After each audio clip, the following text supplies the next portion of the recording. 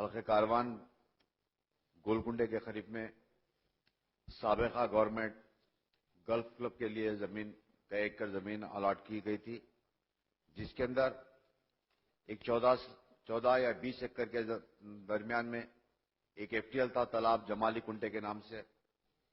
سابقہ 2 سال پہلے وہ تالاب کو ایک گارڈن کی شکل دے کر اور اس تالاب میں آنے کے قریب 30 سے 35 آبادیوں کا پانی نالوں کا، وہ نالے کو بھی گریب کیا گیا اور کمپلیٹلی جو تالاب تھا جمالی کنٹا اس کو بھی گریب کر پورا گارڈننگ کر دی ہے،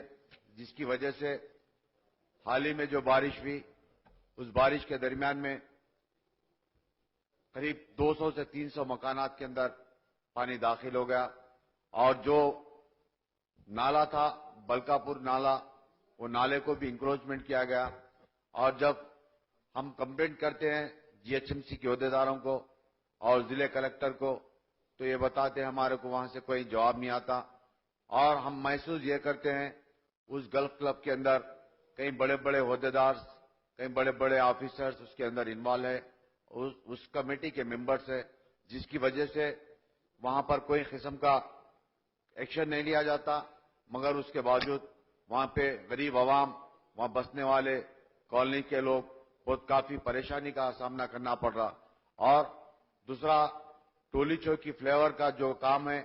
1 سال پہلے ایک ہی پوائنٹ